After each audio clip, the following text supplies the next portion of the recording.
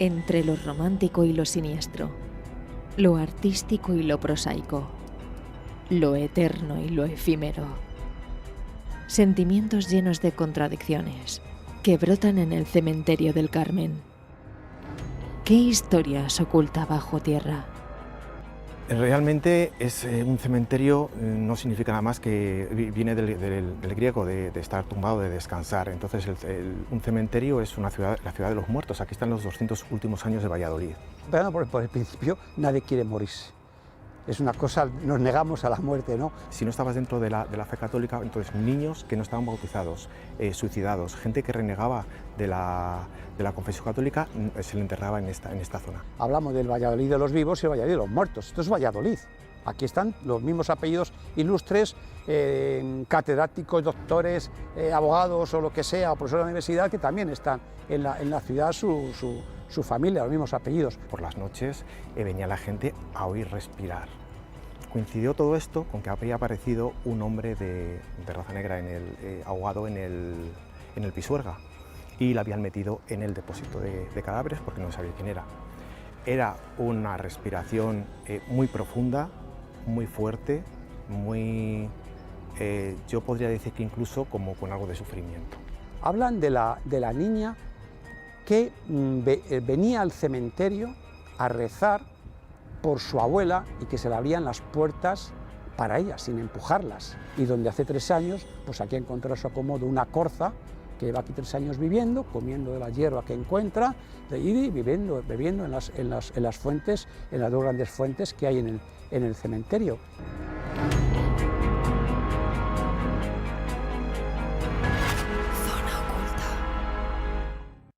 Kiko, nos encontramos en el cementerio del Carmen y esta es la entrada principal al Camposanto, ¿no? Eso, es la entrada principal actual del Camposanto, tiene la fecha de 1843 porque fue cuando se trajo esta portada que pertenecía al Colegio de San Gabriel. Cuando se desamortizó se trajo para acá esta portada y el Colegio de San Gabriel estaba donde estaba más o menos el archivo, por esa zona, pero realmente el cementerio data de 1833 a partir de una célula de Carlos III que dice a los ayuntamientos que tienen que crear cementerios fuera de la ciudad, en un sitio aireado, donde no haya contaminaciones acuíferas, porque hasta entonces estaban enterrando pues, dentro de las iglesias, en los anexos de las iglesias, de los hospitales, o incluso si pertenecías a la confesión católica. Los que no pertenecían a la confesión católica, musulmanes por ejemplo, se hay enterrados en la parte de Chancillería, porque eso era ya extramuros, o también hay enterramientos judíos en el paseo de coches de Campo Grande. Hay unas placas con unos poemas en hebreo y en castellano. Al lado de lo que es ahora la iglesia del Carmen, eso era un convento de carmelitas. Cuando se desamortiza les compran una pequeña finca donde se hace el primer enterramiento en julio de 1833 y a partir de ahí bueno, pues las 33 hectáreas, los 33 campos de fútbol que tenemos en la actualidad. Esta no era la entrada principal por aquel entonces, ¿verdad? Que es por la que estamos pasando ahora mismo, eran otras.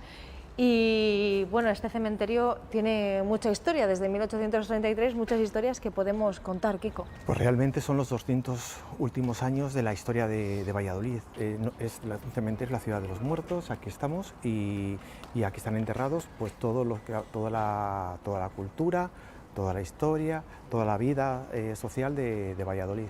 Este cementerio data de 1833, que es cuando se crearon la mayoría de los cementerios en España, porque aunque ya de los tiempos de Carlos III, 1787, se dio orden a los ayuntamientos de que construyeran cementerios, los ayuntamientos fueron demorando esta decisión pues, por mis razones, pues, por no gastar dinero, por no incordiar a la iglesia, porque antes se enterraban las iglesias, etcétera, ¿no? Hasta que en 1833 ya, después del tercer aviso, a lo largo de varios años, se dijo que en ese momento se hacían cementerios por parte de los ayuntamientos o que se atuvieran las consecuencias y por tanto este empieza ahí.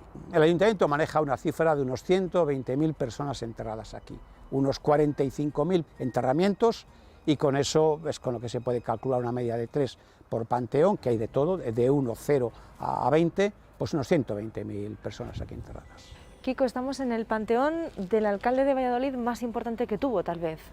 Pues yo creo que sí, porque Miguel Íscar construyó el Valladolid que realmente conocemos hoy. en tan solo 3 años y medio que estuvo de alcalde, porque falleció pronto en una reunión en Madrid, pues construyó 3 de los mercados que ha habido en Valladolid. A día de hoy solamente queda el del Val, pero había otro en la zona de Portugalete y otro en la zona de Plaza España. Las ramales del Esgueva, bueno, pues creó también solamente la ramal que conocemos, el ramal que conocemos ahora. Eso significa que la ciudad pudo seguir creciendo de lo que sería la calle Miguel Íscar ahora hacia la otra zona. El Campo Grande como jardín romántico, antes ahí la ciudad se acababa.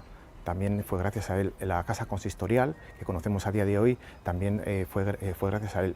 La parte de arriba fue un homenaje que se le hizo posteriormente, por eso el escudo está con la laureada, que es bastante posterior, claro. Realmente es un cementerio, no significa nada más que viene del griego, de estar tumbado, de descansar. Entonces un cementerio es la ciudad de los muertos. Aquí están los 200 últimos años de Valladolid. En este caso los cementerios tienen una estructura de ciudad romana, es una cruz, una calle principal, una que corta, y luego se van haciendo en cuadros. De hecho se siguen llamando cuadros estas zonas. Entonces, como en todos los sitios, la calle principal pues sería como la calle principal de Valladolid, la calle Santiago. Imagínate lo que te vas a encontrar, pues todas las personas pues más importantes. Según te vayas alejando, bueno, pues hablamos de la zona histórica. Luego ya en la zona nueva, bueno, pues se ha distribuido, como ha ido creciendo, como ha ido pudiendo. Que estamos hablando de la historia de Valladolid de los últimos 200 años. Está aquí. Hablamos del Valladolid de los vivos y el Valladolid de los muertos. Esto es Valladolid. Aquí están los mismos apellidos ilustres, catedráticos, doctores, abogados o lo que sea, o profesores de la universidad, que también están en la ciudad, su familia, los mismos apellidos. Por tanto, aquí muchas personas, los 3, que se puede resumir en el panteón de personas ilustres, que se creó para enterrar a Zorrilla a finales del siglo XIX, y a partir de ahí, pues Zorrilla, Baile de Vicente Escudero, Pío del Río Ortega, Miguel Delibes, Rosa Chacel. Justo detrás de mí está enterrado ahí el alcalde García Quintana, el primer alcalde que había cuando el levantamiento militar de género franquista, el ilustre Miguel Íscar, que tiene un panteón específico dedicado, ¿no? Un alcalde de 1880, y otros muchos. Aquí también hay poetas, Paco Pino, Francisco Pino. Aquí pues hay arquitectos, aquí está enterrado el arquitecto del Instituto Zorrilla o de la Plaza de Toros. Aquí está entrado también el arquitecto que hizo el Pasaje Gutiérrez o el Colegio San José. Hay varios Borbones aquí enterrados, que son familia del rey. Kiko, este es uno de los panteones tal vez que puedan llamar más la atención de todo el cementerio, ¿no?, del Carmen. Sí, primero por la magnitud, que es muy grande, después por el contenido, que tiene mucho arte, como veis las esculturas. Es de la familia Maqueira. Fueron los últimos gestores del último pósito de aquí de Valladolid, que estaba en la calle Panaderos, lo que es ahora el Colegio Cardenal Mendoza. Entonces, que los pósitos eran instituciones que gestionaban el trigo. De ellos dependía que subiese, bajase el trigo, de la cantidad que hubiese para poder sembrar o para poder consumir. Casi serían como los que gestionan ahora el petróleo en su momento, ¿no? Entonces era una familia muy rica, pero la verdad es que tuvo mala suerte. Tuvo mala suerte porque tuvieron tres niños, y esos 3 niños se murieron de pequeños, de párvulos. Cuando la palabra párvulo por entonces se utilizaba cuando no habían ido ni al colegio. Entonces se murieron los 3. Entonces, bueno, decidieron que uno de los escultores pues, más importantes que había en Valladolid le hiciese este panteón. Entonces ahí tenemos a una de las 3 virtudes, a la caridad. Tenemos ángeles. Ángeles siempre simbolizan la unión entre el cielo y la tierra. Como veis, están uno diciendo bueno, pues el callarse y el silencio. Tenemos urnas funerarias también, y tenemos los niños, ¿no? No murieron los 3 a la vez, evidentemente. Y algo también muy curioso es que esta familia un poco se convirtió en benefactora.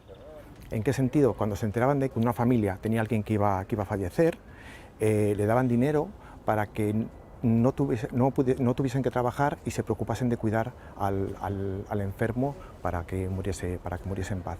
El tema de la privacidad del cementerio, el tema de que todos tenemos derecho a una privacidad, hace que nosotros no podamos ni consultar, o sea, podemos consultar archivo, podemos consultar hemerotecas, pero realmente no podemos hacer tampoco grandes investigaciones porque no se puede, hay que respetar ese derecho que tenemos todos a a la intimidad, claro. Kiko, tenemos aquí una placa que nos cuenta mucho sobre esa historia de los niños que pasó, ¿no? Eso es, aquí están, como hemos dicho, los tres niños, los tres párvulos.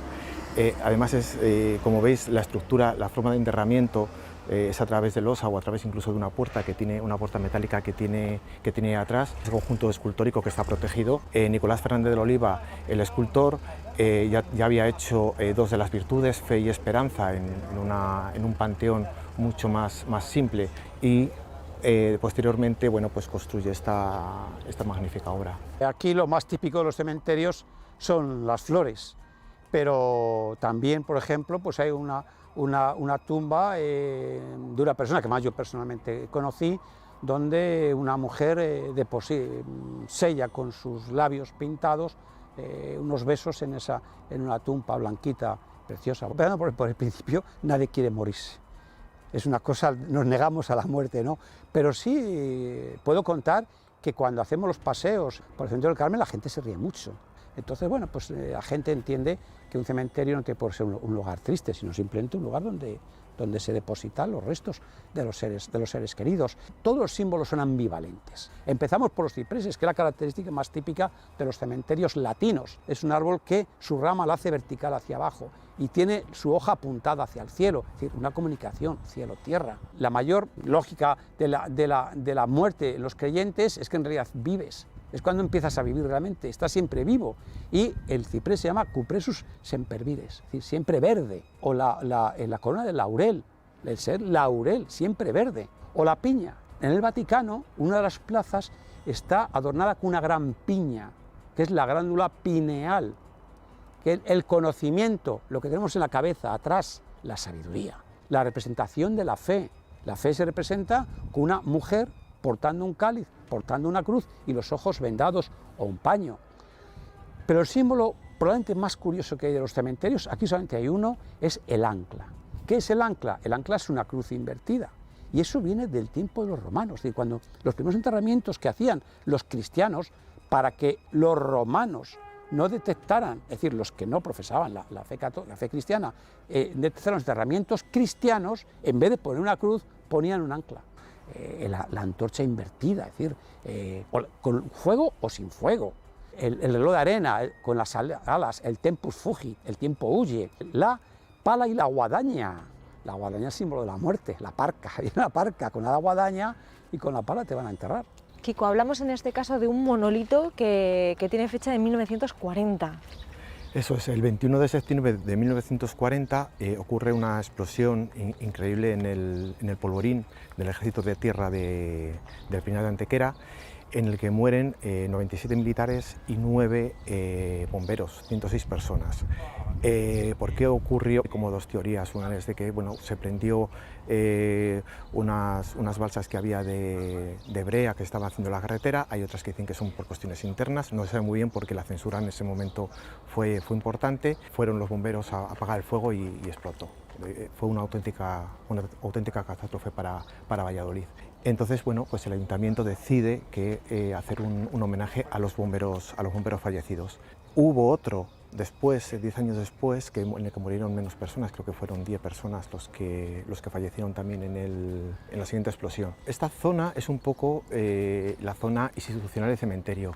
Aquí vamos a tener algún concejal, tenemos también un policía municipal fallecido también, un acto también bastante luctuoso. Eso sería un poco la zona institucional del cementerio y muy cerquita de lo que fue el cementerio civil. Esto estaba totalmente tapiado, tenía incluso otra puerta y se entraba para enterrar desde otra puerta que no era la principal, otra puerta que hay posterior ahí, mucho más recatada y mucho más escondida.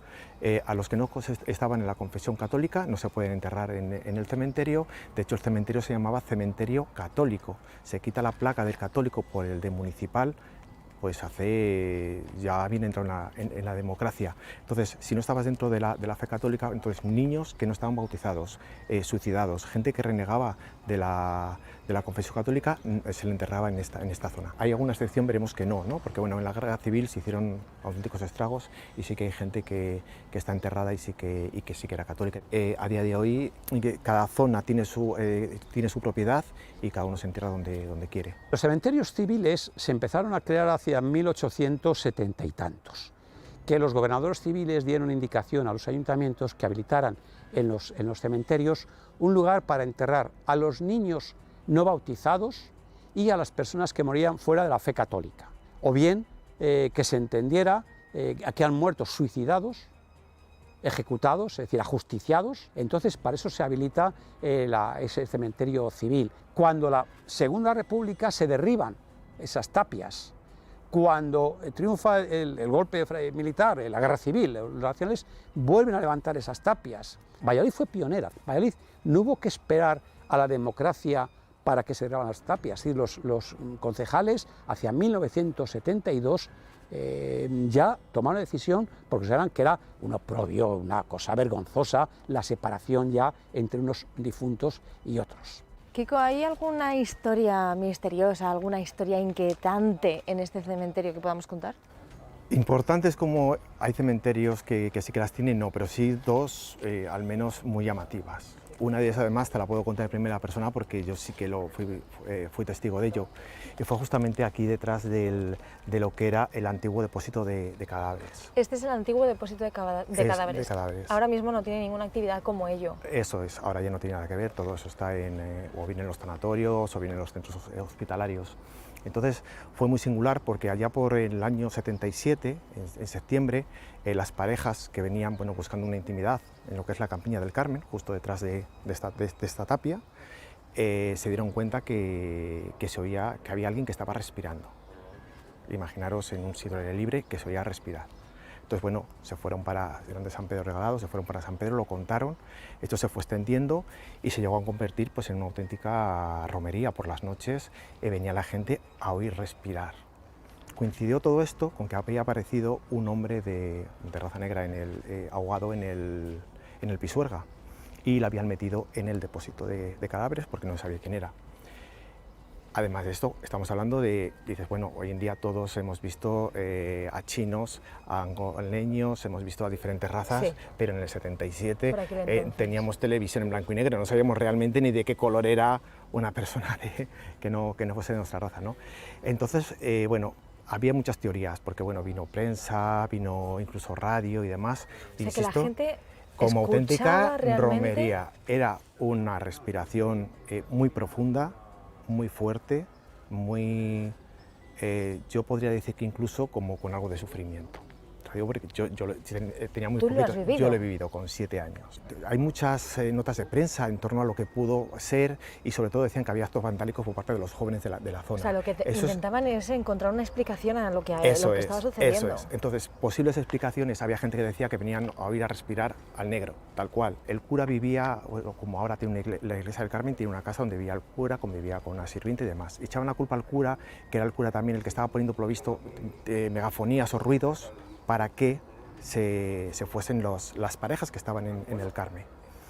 Y luego finalmente pudieron decir que si eran lechuzas o no eran lechuzas. A ver, evidentemente alguien que muere no respira. El tema de la megafonía, estamos hablando en el 77, cuando la megafonía iba por cassette, era imposible tampoco porque se oía en cualquier parte de la Campiña del Carmen. O sea, tú imagínate si te ponías tanto en la iglesia como el principio, donde estaba antes la carta de cementerio, se oía... O sea, ahora un sonido impresionante y continuo, todos los días, nada más anochecer, y acabaron diciendo, yo creo que para callar todo, que se habían encontrado unos nidos de lechuzas, unas lechuzas caídas, y que eran lechuzas, que las lechuzas hacen un ruido muy singular y no sé qué.